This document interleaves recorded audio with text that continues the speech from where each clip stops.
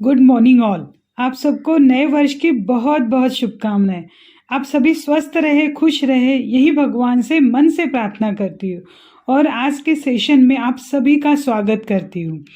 आज का अपना टॉपिक है मानव शरीर में जो अवयव रहते हैं और मानव शरीर में जो प्रणालियाँ रहती है, सिस्टम्स रहते हैं, वो कैसे काम करती है, उसके बारे में हम आज संक्षिप्त में जानने वाले हैं। तो सबसे पहले आपको बताना चाहूँगी कि यह टॉपिक हमने क्यों डिसाइड किया। एक्चुअली नरेश काका ऐसे ही एक बार एक पेशेंट को हीलिंग दे रहे थे और उस पेशेंट को उसके लीवर इशू के बारे में इंफॉर्मेशन दे रहे थे और वह पेशेंट बहुत ही अच्छे से सब कुछ समझ ले रहा था और वो भी बहुत सारे क्वेश्चंस पूछे जा रहे थे। तो इसका रिजल्ट ऐसे हुआ कि पेशेंट की रिकवरी जो है वो बहुत जल्दी हुई। तब हमें रियलाइज हुआ कि अगर हम अपने रेकी साधना वर्ग में अगर हम अपने फैमिली मेंबर्स को एक दिन अपने बॉडी ऑर्गन्स के बारे में इंफॉर्मेशन देते हैं तो उनमें भी वो अवेयरनेस आ जाएगा और जो हम रेगुलर रेकी साधना करते हैं तब हम अपने ऑर्गन्स को अच्छे से विजुलाइज कर पाएंगे और खुद को अवेयर करके अपने बॉडी को हम अच्छे से हील कर पाएंगे। आपको तो पता है माइंड पिक्चर्स और विजुअलाइजेशन पे बहुत ही अच्छे से रिजल्ट करता है। माइंड बहुत अच्छे से काम करता है जब हम विजुअलाइजेशन करते हैं और वो भी पिक्चर फॉर्म में। तो आज के सेशन में हम सीखने वाले हैं वही चीज़ें, सभी बॉडी ऑर्गन्स और उसके सभी सिस्टम्स। तो जैसे पहले सीखते हैं कि ये एग्जैक्ट सिस्टम क्या है। जैसे एक कार है, उसके कितने सारे पार्ट्स रहते हैं, राइट। इंटरनल पार्ट्स है, एक्सटर्नल पार्ट्स है। इंटरनल पार्ट्स में इंजन रहता है और बाकी भी और छोटे छोटे पार्ट्स रहते हैं। एक्सटर्नल बॉडी में व्हील्स है, एक्सेलेटर है, ब्रेक है, क्लच है, स्टीयरिंग है। तो सबको मिला के कार बनती है, राइट। तो उसको चलाने के लिए ईंधन की भी जरूरत रहती। वैसे ही अपनी बॉडी है, अपनी बॉडी यह एक मशीन है, उसको बहुत सारे ऑर्गन है और कुछ ऑर्गन का ग्रुप बना के वो एक सिस्टम फॉर्म होती है और वो अपनी बॉडी में अपना सिस्टम काम करती है। तो चलो देखते हैं हम ये सिस्टम्स क्या हैं। तो आप इस पिक्चर में देख पा रहे हो, यहाँ पे हमने 6 टोटल सिस्टम लिए हैं। एक्चुअली वैसे बहुत सारे सिस्टम्स बॉडी में काम करते हैं पर टाइम का लिमिटेशंस है, इसीलिए आज हम यह 6 सिस्टम्स सीखते हैं, बाकी सेशंस में सीखेंगे। तो पहला है स्केलेटन सिस्टम। अपनी बॉडी में जो हड्डियां रहती है उसको मिला के यह सिस्टम बनती है। यह सिस्टम अपने बॉडी को प्रॉपर स्ट्रक्चर देती है और अपने इंटरनल बॉडी ऑर्गन्स को जो है उसको सुरक्षा प्रदान करती है। दूसरा है मस्कुलर सिस्टम। अपनी बॉडी में जो मसल्स रहते हैं, जो मांस की लेयर रहती है, वह अपनी बॉडी को सपोर्ट देती है और उसके कारण अपनी बॉडी मूवमेंट कर पाती है अच्छे से। तीसरा है नर्वस सिस्टम। यह सिस्टम अपने बॉडी में जो भी सेंसेशन रहते हैं, विचार है, बॉडी मूवमेंट है, बाकी भी एक्टिविटी है, वो यह सिस्टम में वो कंट्रोल किया जाता है। नेक्स्ट है अपना रेस्पिरेटरी सिस्टम। हम श्वास लेते हैं, राइट। ऑक्सीजन अंदर लेते हैं, बॉडी में से कार्बन डाइऑक्साइड बाहर निकालना पड़ता है, बाकी वेस्ट जो गैसेस रहते हैं वो बॉडी में से निकालने रहते हैं। तो ये सब काम रेस्पिरेटरी सिस्टम में होता है। अपना नेक्स्ट है, अभी हमारा आता है कार का मेन इंजन जो है सर्कुलेटरी सिस्टम, जिसको हम रक्ताभिसरण भी कहते हैं। इस सिस्टम में अपने बॉडी के हर एक ऑर्गन के सेल्स तक ऑक्सीजन पहुंचाने का काम यह सिस्टम करता है और जो भी न्यूट्रिएंट्स है हम खाने से लेते हैं उसे ऑर्गन तक पहुंचाने का काम सेल्स द्वारा, और सेल्स में जो वेस्ट चीज़ें रहती है वो शुद्ध करके वो फिर से ऑर्गन्स को प्यूरिफाइड ब्लड पहुंचाने का काम ये रक्ताभिसरण सिस्टम, ये सर्कुलेटरी सिस्टम करती है।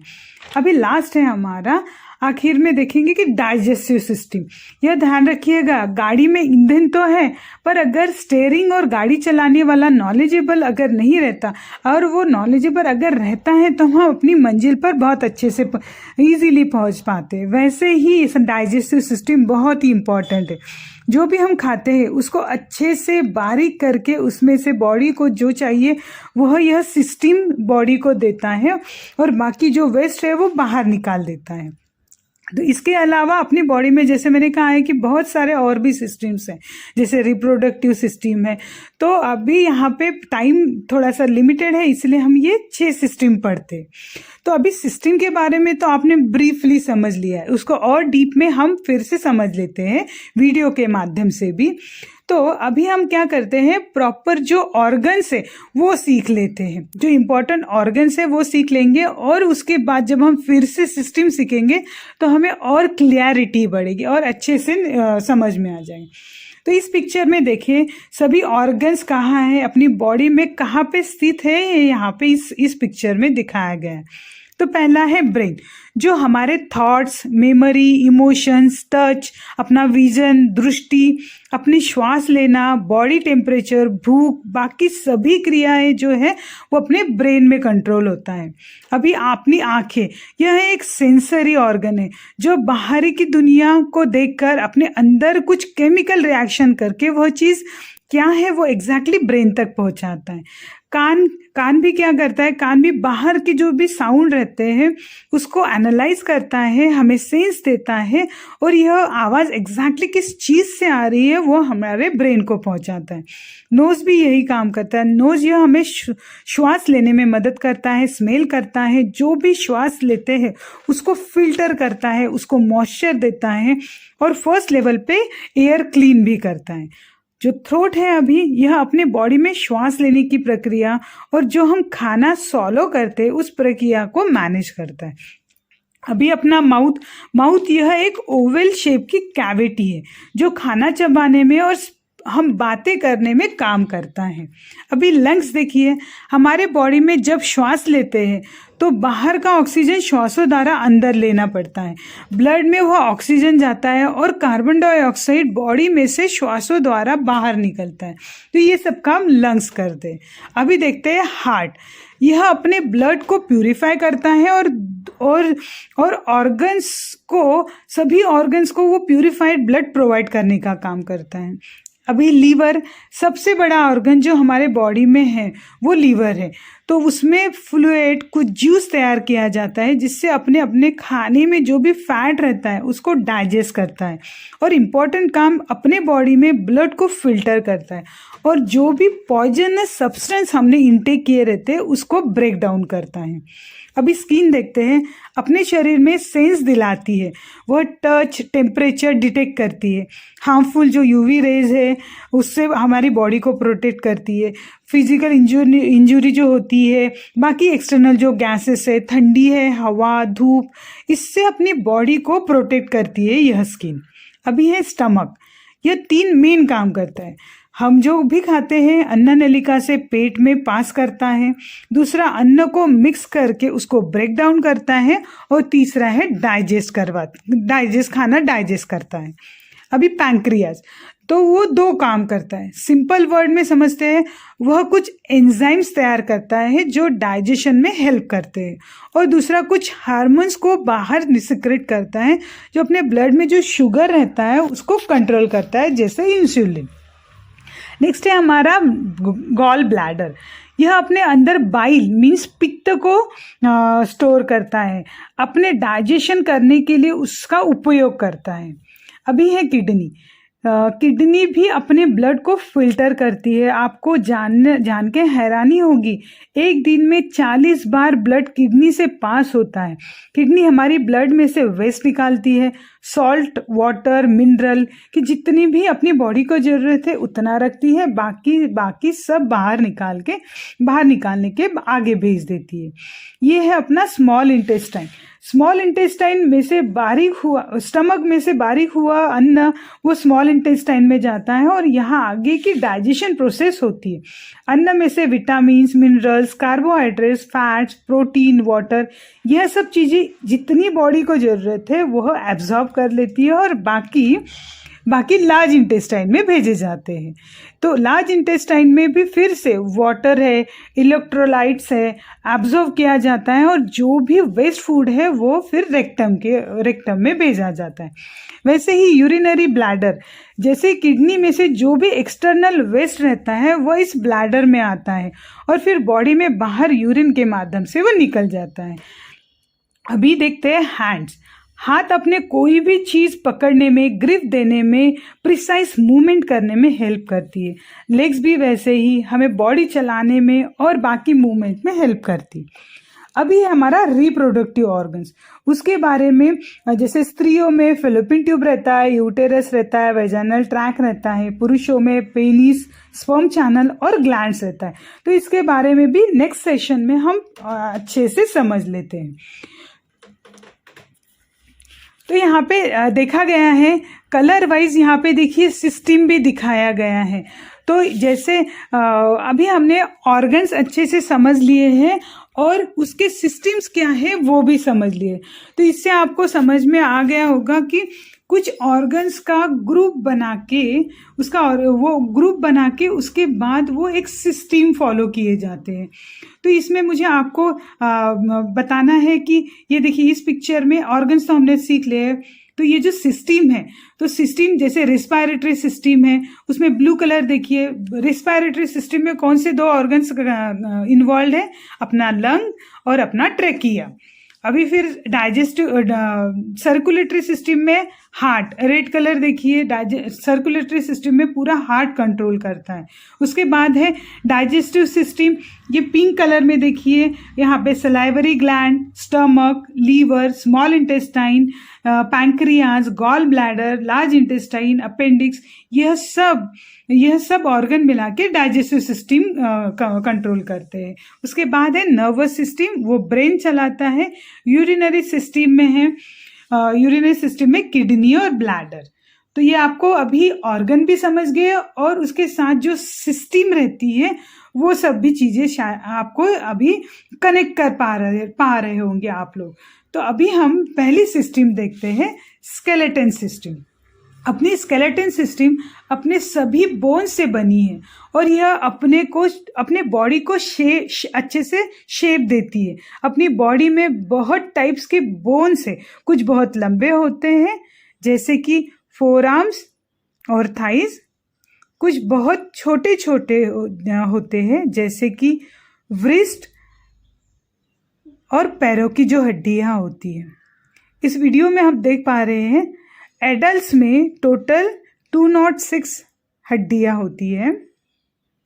हड्डियां अपने इंटरनल ऑर्गन्स को सुरक्षा प्रदान करती है। अपना हार्ट जो है, हार्ट और लंग जिस हड्डियों में सुरक्षित है उसे हम रिबकेज बोलते हैं। अपना ब्रेन स्कल नाम की हड्डियों में के बीच में सुरक्षित रहता है। अपना स्पाइनल कॉर्ड जो है वो प्रोटेक्ट करता है अपना बैकबोन, पर बैकबोन भी बहुत ही डेलिकेट रहता है।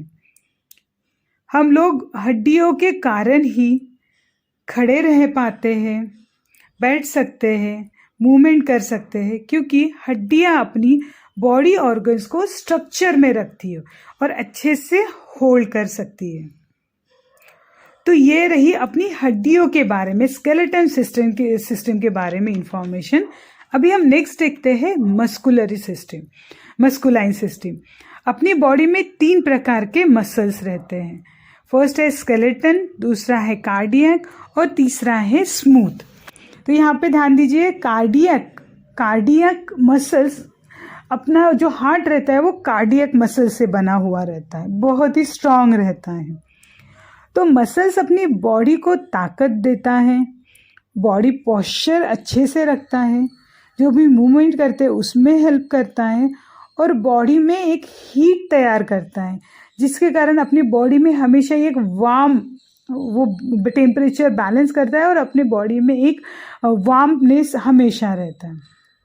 तो यहाँ पे देख सकते हैं हर एक ऑर्गन के पास का जो मसल्स है वो अलग टाइप का है और उसके फंक्शंस भी अलग अलग है। पर आपने देखा होगा कितने अच्छे से मसल्स की बनावट यहाँ पे की गई। हर एक ऑर्गन की बनावट, मसल्स की बनावट बहुत ही क्रिएटिव वे से यहाँ पे की गई है। तो चलो अभी नेक्स्ट देखते हैं सेंट्रल नर्वस सिस्टम। ये हमारी बॉडी में ब्रेन में से सभी इम्पोर्टेंट इंफॉर्मेशन ऑर्गन तक पहुंचाने का काम करती है, उसको इंटरप्रिटेट करने में और पूरे बॉडी ऑर्गन्स को प्रॉपर इंफॉर्मेशन प्रोवाइड करने का काम करती है। यह बाहर की चीज़ों को इंटरनल ऑर्गन के साथ कोऑर्डिनेट करती है। यह सिस्टम ब्रेन और स्पाइनल कॉर्ड से बनी है, उसके यह लेयर्स है। तो अभी ब्रेन यह स्कल में रहता है, राइट। तो इसमें 3 पार्ट इम्पॉर्टेंट है, सेरेब्रम, सेकंड है सेरेबेलम और तीसरा है मेडुला ऑब्लिगेटा। पहले देखते हैं सेरेबेलम। सेरेब्रम यह सबसे बड़ा ब्रेन का पार्ट है और यह 2 भागों में डिवाइड होता है।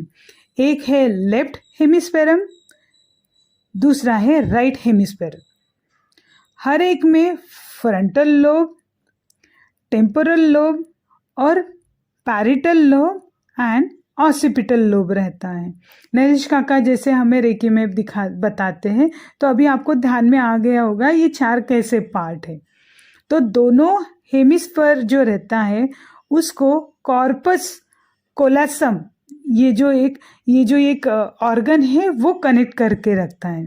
तो सेरेब्रम जो है वो लर्निंग, मेमोरी, इंटरप्रिटेशन और अपनी पर्सनालिटी में हेल्प करता है। दूसरा है सेरेबेलम, जो पीछे में ब्रेन के निचले हिस्से में रहता है, जो अपनी बॉडी में बैलेंस, मूवमेंट और कोऑर्डिनेशन रखता है। इसीलिए तो पिक्चर में दिखाया जाता है, अगर हमें पीछे यहाँ पे मारता है तो वो अनकॉन्शियस हो जाता है। इससे और ये जो है उसे ब्रेन स्टेम कहा जाता है, जो कि ब्रेन को और स्पाइनल कॉर्ड को कनेक्ट करता है। और इसके 3 भाग रहते हैं, एक है मिड ब्रेन, पोन्स और मेडुला ऑब्लिगेटा। ये जो ब्रेन स्टेम है जो रहती है वो अपना श्वास लेने की प्रक्रिया और ब्लड प्रेशर को कंट्रोल रखती है। स्पाइनल कॉर्ड यह मेडुला ऑब्लिगेटा से नीचे कमर तक एक्सटेंडेड रहता है। स्पाइनल कॉर्ड में सेरेब्रल स्पाइनल फ्लूइड रहता है। तो यहाँ पे total 31 pairs of spinal nerves इस स्पाइनल कॉर्ड से निकलते हैं और यही पेयर्स जो सभी इंफॉर्मेशन अपने बॉडी ऑर्गन से अपने ब्रेन तक पहुंचाती है और ब्रेन से ऑर्गन तक ये इंफॉर्मेशन भेजती रहती है। तो इसकी समरी ऐसी है कि ब्रेन और स्पाइनल कॉर्ड मिला के अपना सेंट्रल नर्वस सिस्टम बनता है। अपना ब्रेन स्कल में है और ये जो नर्वस सिस्टम है इन दोनों में कोऑर्डिनेशन ये पेयर्स के माध्यम से होता है और हमारे बॉडी ऑर्गन्स को सभी इंफॉर्मेशन अच्छे से प्रोवाइड की जाती है। तो अभी देखते हैं रेस्पिरेटरी सिस्टम, जिसे हम श्वास वाली सिस्टम भी बोलते हैं। हम पानी के अंदर ब्रीदिंग नहीं कर सकते क्योंकि हमारे जो लंग्स है वो एयर में से जो फ्री एयर है उसमें से ऑक्सीजन ले सकता है, बट वो वाटर में जो डिज़ोल्व्ड ऑक्सीजन रहता है वह नहीं ले सकता। कभी ये हमने सोचा है कि ऐसे क्यों? ऑक्सीजन तो वाटर में भी रहता है। तो हम लोग जो एयर ब्रीथ करते हैं अपने नाक द्वारा और मुंह द्वारा, हमेशा ही प्लीज़ ध्यान में रखिएगा कि हम जब श्वास नाक से लेते हैं तो वो ज़्यादा सेफ और अच्छा रहता है। जब हम श्वास लेते हैं तो नेज़ल कैविटी क्या करती है, उसको पहले फिल्टर करती है, उसमें का जो डर्ट रहता है वो निकाल लेती है। उसके बाद वो हवा अंदर जाती है, डर्ट उसको थोड़ा सा मॉइस्चर भी क्रिएट करती है। तो वो जैसे ही हवा अंदर जाती है ट्रैकिया में, वहाँ पे एक कॉमन ओपनिंग रहता है फूड पाइप और विंड पाइप के बीच में, उसके पहले एक कॉमन ओपनिंग रहता है। तो जब भी हम हवा अंदर लेते हैं गलती से, अपना स्टमक वो डकार निकालता है। अगर हमारे फूड पाइप में चली गई तो हम वो डकार निकालते हैं। और जब हवा विंड पाइप को पास करती है नॉर्मली तो ब्रोंकाई में जाती है, जिसमें और बहुत छोटे छोटे भाग रहते हैं, उसको ब्रोंकलाइज कहा जाता है। तो ऑक्सीजन इस छोटे छोटे एरिया में जाती है।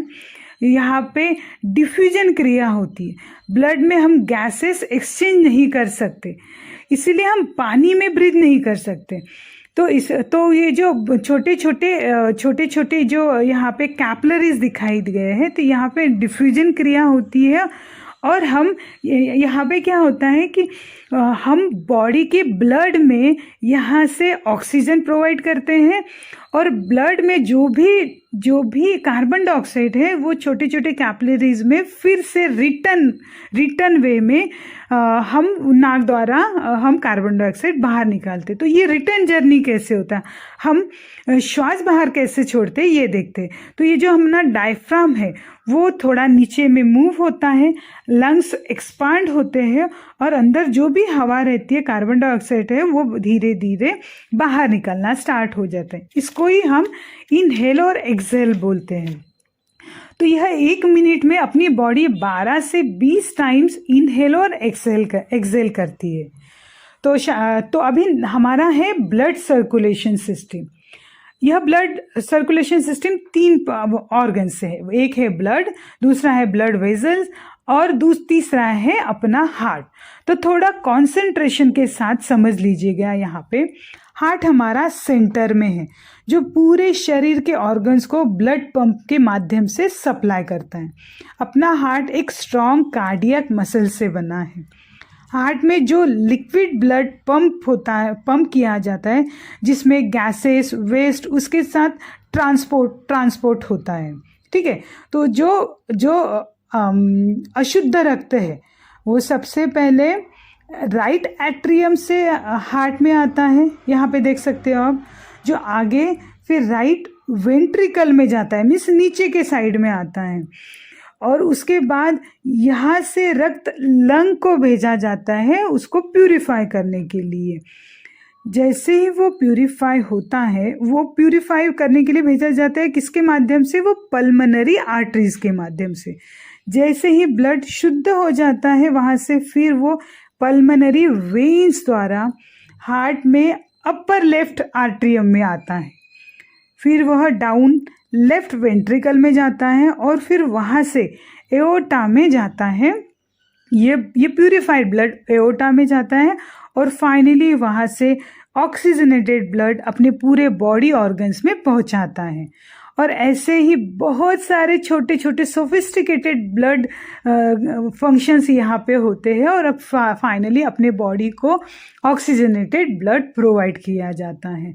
तो यहाँ पे एक क्लैरिटी हमें आपको देनी है कि हम सोचते हैं कि अपना ब्लड तो हार्ट में प्यूरिफाई होता है, नहीं, हार्ट में अपना जो ब्लड प्यूरिफाई होता है वो एक्चुअल में होता है अपने लंग्स में, बट वो लंग्स और पर अपना हार्ट जो है वो अशुद्ध रक्त को लंग्स में पहुंचाता है और लंग्स में से जैसे ही वो प्यूरिफाइड ब्लड अपने बॉडी में आता है तो वो उस हार्ट के माध्यम से हम पूरे ऑर्गन्स को हम देते हैं। तो अभी लास्ट देखते हैं अपना डाइजेस्टिव सिस्टम।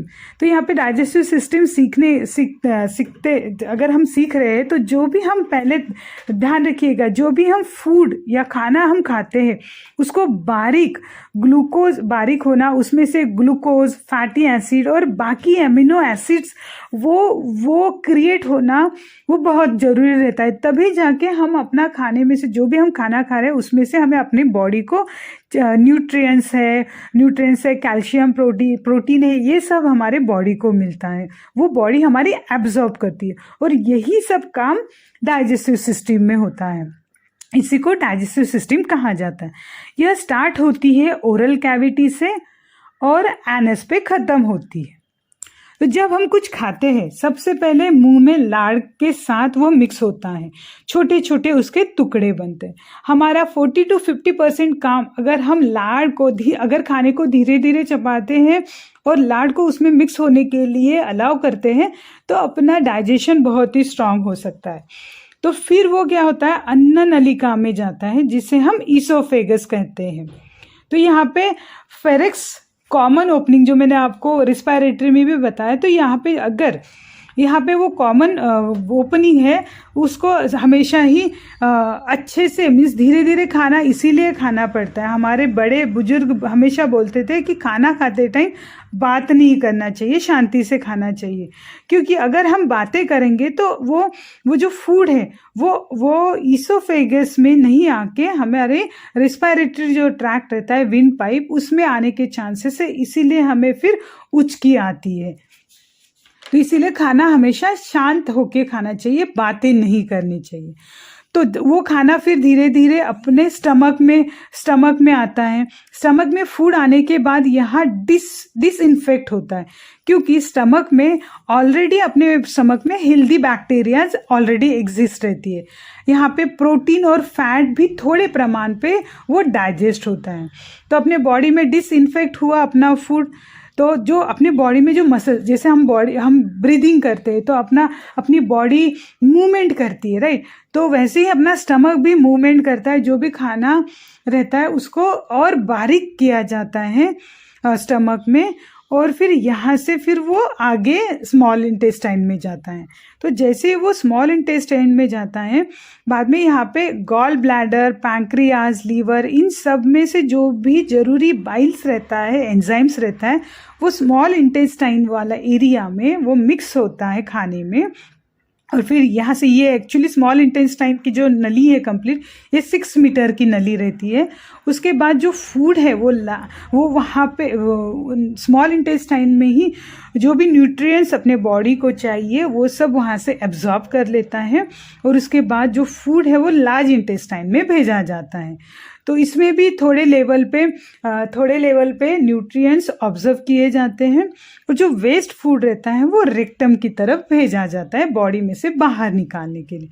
तो लीवर जो है वो फैट डाइजेशन के लिए पित्त जो है प्रोड्यूस करता है।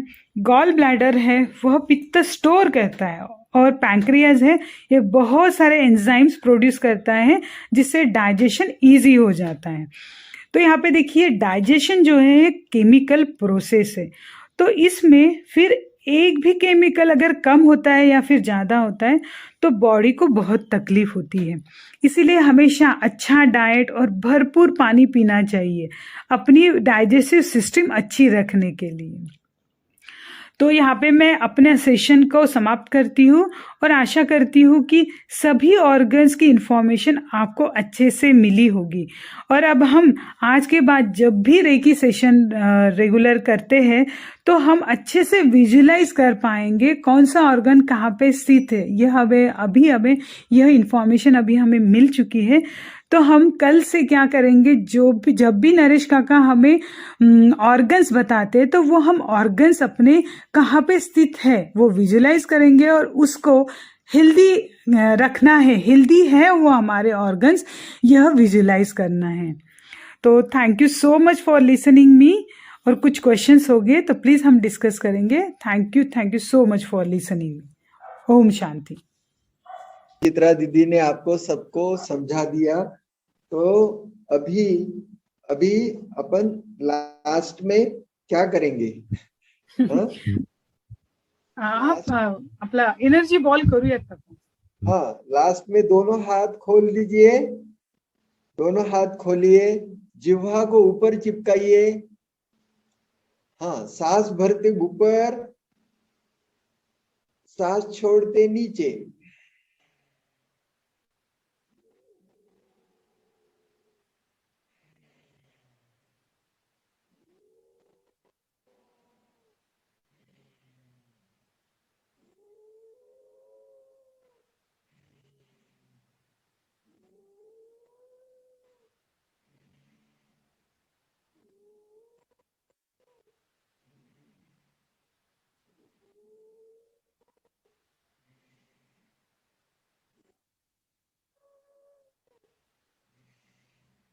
नेक्स्ट, दोनों हाथ बीचों बीच, सांस भरते बाहर,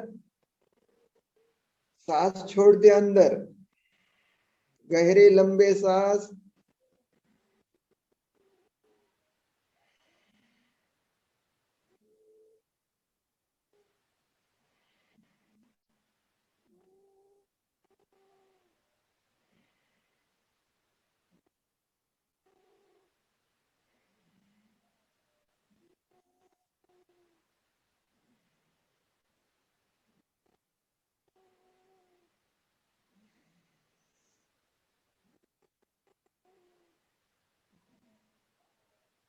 नेक्स्ट, हाथों को गोलाकार घुमाइए।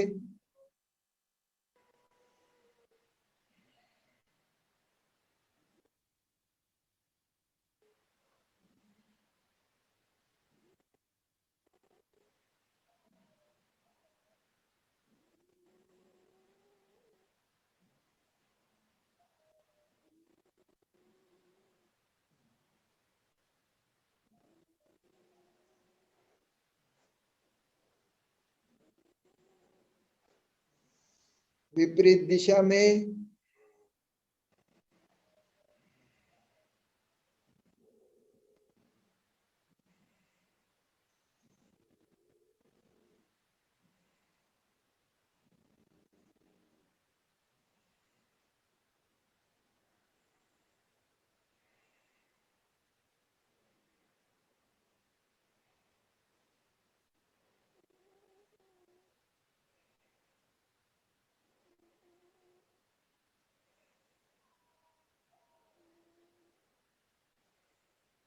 अब देखिए, नजदीक नजदीक लाइए। देखो कितना सुंदर एनर्जी बॉल तैयार हो गया। अब ये एनर्जी जहां भी तकलीफ है वहां ले लीजिए। जिनको सर में दर्द है, सर में दर्द रहता है, तो सर के ऊपर ले लीजिए। चुकुरे चुकुरे चुकुरे, सेहेकी सेहेकी सेहेकी, जोनर जोनर जोनर। जिनको पेट में दर्द है, पेट के ऊपर ले लीजिए। जिनको गले में तकलीफ है, गले के ऊपर ले लीजिए। चुकुरे चुकुरे चुकुरे चुकुरे। जिन्हें लंग्स में तकलीफ रहती है, अभी दीदी ने तो आपको बता दिया लंग्स कैसा है। तो लंग्स में अगर तकलीफ है तो लंग्स के ऊपर हाथ रखिए, सीने में हाथ रखिए, ले लीजिए।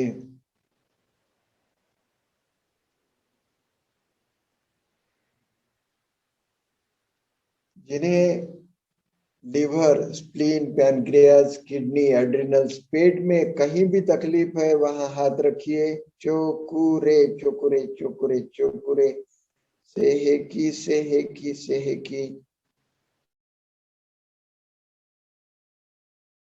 झोनर झोनर झोनर, चोकुरे चोकुरे चोकुरे। अपने शरीर में कहाँ भी कोई फेब्राइड है, कहीं गांठ है, महसूस करे कि मैंने ये गांठ पूर्ण रीति से शरीर के बाहर निकाल दी है। Release release release.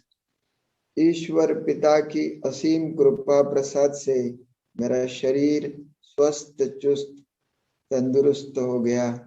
मैं पूर्णतः स्वस्थ हो गया, ऐसा अनुभव करे। जिनको सर्वाइकल में तकलीफ है या पीठ में तकलीफ है, महसूस करे मेरा पीठ दर्द। Fire dragon fire dragon fire dragon. पीठ दर्द पूर्णतः ठीक हो गया। गर्दन दर्द ठीक हो गया। कमर दर्द ठीक हो गया।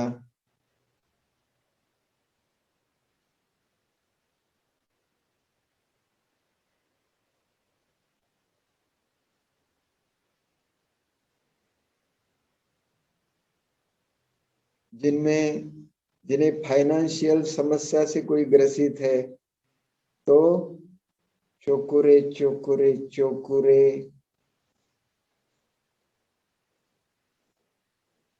मिडा स्टार मिडा स्टार मिडा स्टार, चोकुरे चोकुरे चोकुरे, मारा मारा मारा। महसूस करे ईश्वर पिता सुख का सागर है। सुख के सागर के बच्चे हम सुखदेव है। I am happiest person.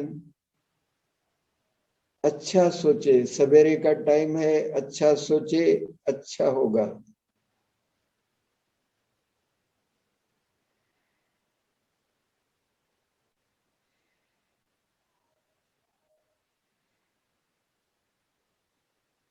अभी दोनों हाथ मूलाधार पे रख लीजिए। 3 बार ओमकार करेंगे बहुत प्यार से। ओ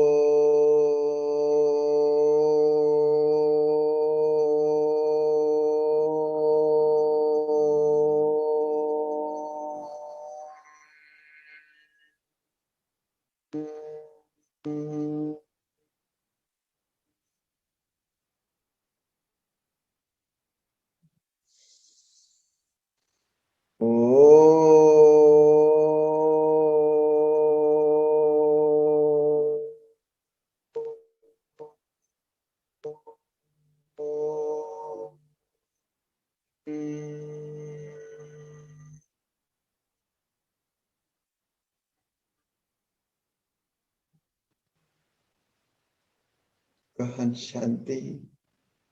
ईश्वर का प्यारा नाम ओंकार। ओंकारं बिंदु संयुक्तम नित्यं ध्यायन्ति योगिनः। कामदं मोक्षदं चैव ओंकाराय नमो नमः। सभी कामना पूर्ण करने वाला, सभी इच्छा पूर्ण करने वाला तथा मोक्षदायिनी ये ओंकार।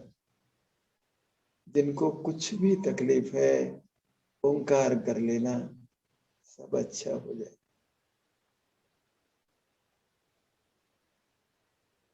आपके घर परिवार को सुखी करने वाला ओंकार। अब दोनों हाथ जोड़ लीजिए, सबका थैंक्स करेंगे। We thankful to all who have been participated in the healing. Those who want to stay, they can stay with much love and light. Those who want to live, they can live with much love and light. Thank you all. हम ईश्वर पिता तथा सभी देवी देवताएं तथा सभी angels का मन से धन्यवाद करते हैं, जिनके कारण आज का प्रोग्राम बहुत अच्छा रहा। हम सभी महानुभाव जो भी यहाँ जुड़े, आप सबका तहे दिल से शुक्रगुजार है। आपके कारण हमारी साधना बहुत अच्छी रही। ईश्वर पिता आपकी झोली खुशियों से भर दे, आपका संसार फले फूले, हर पल हर घड़ी आप तरक्की करते रहे, यही ईश्वर पिता से प्रार्थना। सबका धन्यवाद। सभी को नए साल की बहुत बहुत ढेर सारी शुभकामनाएं।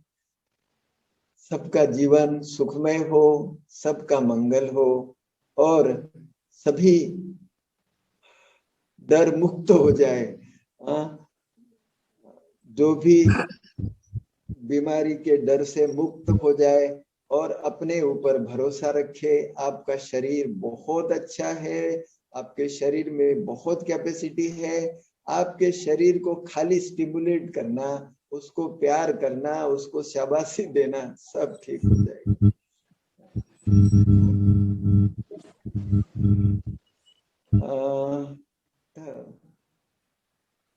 डॉक्टर भांडेपुजे साहेब आहेत का?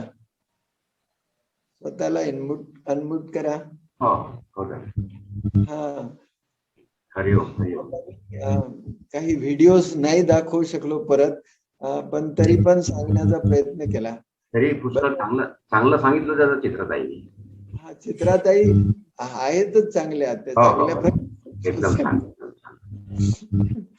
माझा उद्देश फक्त एकच होता की आपण रेकी करतो ना, तर खरंच हा रिझल्ट माझ्या पेशंट्सवर पण भरपूर दिसला आहे चांगला, की जसं आपण व्हिज्युअलायझेशन करतो, जसं लिव्हर म्हटलं किंवा स्टमक म्हटलं, तर तो फंक्शन कसा काम करतो, जसंच आपण व्हिज्युअलाइज करतो ना, तर तिथे पॉझिटिव्ह एनर्जी खूपच स्पीडमध्ये काम करते। तर मी सगळ्यांना परत रिक्वेस्ट करेल, मी आता परत व्हिडिओज ग्रुपमध्ये पाठवते, व्यवस्थित एकदा बघा, आपलीच बॉडी कशी काम करते, कोणतं ऑर्गन कुठे आहे हे लक्षात आलं की आपण रेकी साधना जी करतो त्यातनं आपल्याला भरपूर फायदा होईल।